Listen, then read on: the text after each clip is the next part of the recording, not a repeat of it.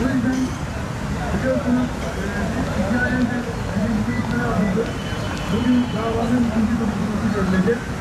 Çok değerli basın mensupları, STK temsilcileri, siyasi parti temsilcileri, değerli kanaat önderleri, öncelikle bu davaya göstermiş olduğunuz ilgi ve alakanızdan dolayı hepinize teşekkür ettiğimizi özellikle ifade ediyor. Allah hepinizin hayrını kabul etsin diyoruz.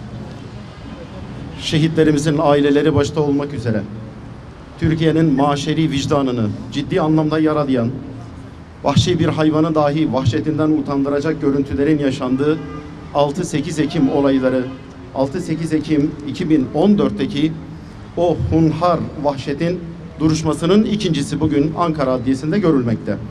Bizler de parti olarak elbette hem davayı takip ediyoruz dikkatli bir şekilde, hem de sadece şu anda tutuklanmış katil zanlılarının değil, mahkemenin derin bir soruşturma yürüterek hem görevini yapmayan kamu görevlilerinin hem de azmettiricilerin halkı sokağa dökmek suretiyle halkın içerisinde böyle bir vahşetin meydana gelmesine sebebiyet veren azmettiricilerin de davaya dahil edilmek suretiyle davanın genişletilerek yürütülmesi gerektiğini düşünüyoruz.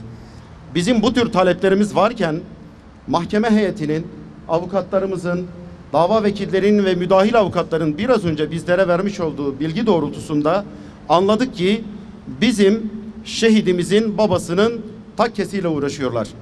Onlara uygun adalet dağıtabilecekleri bir ortam hazırlamıyorlar. O zaman asli taleplerimiz bir noktada kalıyor. Biz soruşturmanın derinleştirilerek yürütülmesini, toplumda ciddi anlamda bir infial meydana getiren, toplumsal barışın, uzlaşmanın, istikrarın önündeki en büyük engellerden bir tanesi olan 6-8 Ekim mahşetinin kamuoyunun maşeri vicdanını tatmin edecek bir şekilde güzel bir duruşma ile, mahkeme sefaati ile devam etmesi gerektiğini beklerken bu tür basit meselelerle şehitlerimizin ailesini bir daha cezalandıracak bir şekilde onların ilgisiz ve alakasız durumlarıyla uğraşmalarını kınadığımızı özellikle ifade etmek istiyoruz. Ben bu vesileyle basın mensupları aracılığıyla siyasal iktidara bir çağrıda bulunuyorum. Evet, geciken adalet elbette adalet değildir. Bir saatlik adaletin 70 yıllık ibadete bedel olduğuna inanan bir anlayışın mensuplarıyız. Dolayısıyla bir mazlumun ahının şahı tahttan indirdiği gerçeğini de göz önünde bulundurarak maşeri vicdanı yaralayan, toplumsal barışı dinamitleyen ve azmettiricileri başta olmak üzere katil zanlılarını hak ettikleri cezaya müstahak kılacak bir duruşma salonu, bir adaleti temin etme imkanı oluşturulmadığı müddetçe kamuoyunun ve maşeri vicdan tatmin olmayacaktır.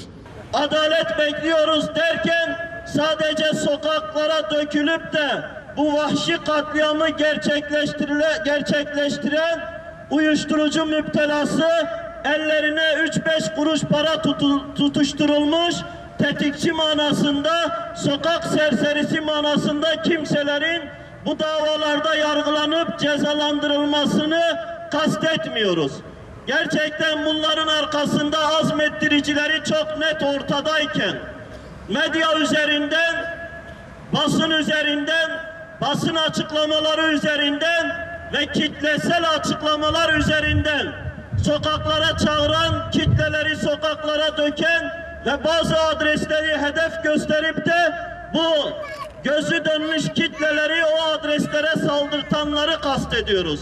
Bu dünyanın sahibinin bir de ahiret yurdu gibi bir ebedi yurdunun olduğunu bilerek asıl hesabın da orada görüleceğine inanarak orada adaletin tecelli edeceğine inanıyoruz.